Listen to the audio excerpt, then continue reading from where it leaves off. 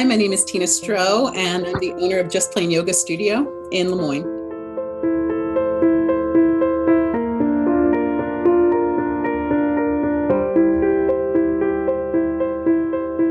Tina, how has your business been impacted by COVID-19?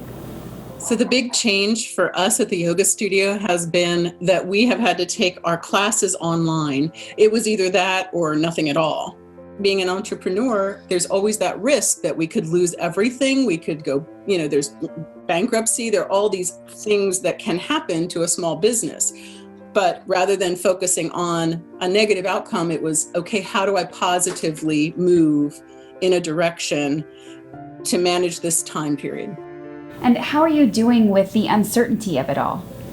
I am able to sit with uncertainty to a certain extent, but having a daughter, an 8-year-old, I think that makes things even more uncomfortable for me, because as a small business owner, not just a yoga teacher, a small business owner, this is my livelihood. This is how I support my daughter.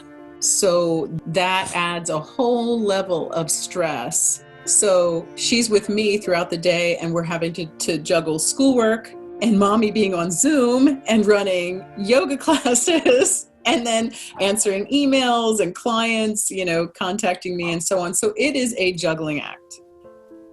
I had to step back and relax into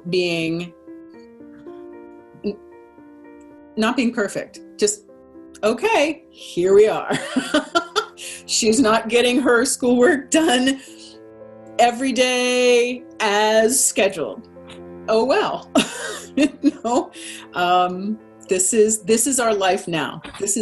Life is messy right now, and it's okay. Good morning.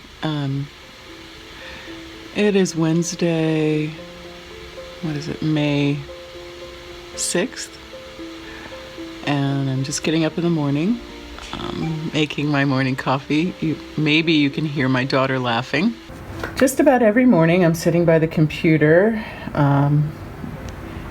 getting my coffee and starting a meeting or a yoga class on Zoom. Even though theoretically I don't need to be up for these meetings and on the computer, I find that it's good practice to be here, to be able to help the teacher if she needs anything. So Carrie's beginning her class and helping people to get centered. And as we arrive here together this morning to join in our practice of yoga, let's just take a few cleansing breaths, right? The rain this morning feels really cleansing. I think what's most rewarding for me to see during these meetings is the very beginning of the yoga class, when Carrie greets everybody and the people are chatting with each other, connecting with each other. Connection is key right now, staying connected with the community, with each other.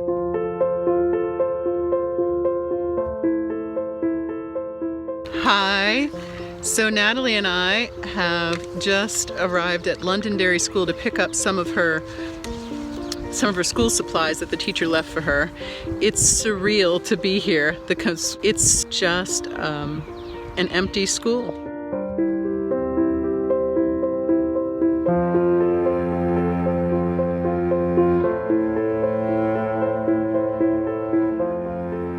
I have learned that the studio can't reopen until we're in the green phase, and I have no idea what that's going to look like. And then the question is, are we going to have to wear masks? Because wearing masks in a yoga studio is it's like contraindicated for yoga, to put something over your mouth to breathe deeply and get a good healthy breath. Also, are we going to have our mats 6 feet apart? We did just map that out, so it reduces our class sizes significantly. So that's going to be a challenge. Will we be able to maintain a brick and mortar? I don't know. So we're just taking it one day at a time and enjoying each other's company. How long do you think your business could survive if you're forced to continue in this way? So how long could we make it going the way we are now?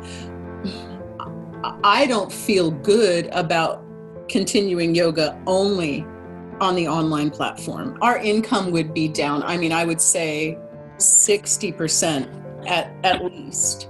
And if we had to continue, I don't know how strong the community would be. If people who are choosing not to take online classes would eventually come around to taking online classes and boost the income. I don't have a really strong feel. This is unprecedented, across the board for everybody. But right now we're able to remain a little bit above water. But I think if it continues 2, 3, 4 months, we would have to change things dramatically at that point. What would your message be to the general public about small businesses at this time? Every little bit counts. Where will you put your money? Will it be in the small business right down the street, or are you going to put your money into another business that isn't local? Do you think that anything positive has come out of this pandemic in your mind? For me, the silver lining has been in my relationship with my daughter that has deepened because of the time we've had together, the concentrated time. So it's been a time to slow down. I feel like that is a positive. And I don't think that slowing down and that stillness is a place of comfort for our culture. And I think that it may be time to reevaluate that we perhaps don't have to be so busy all the time.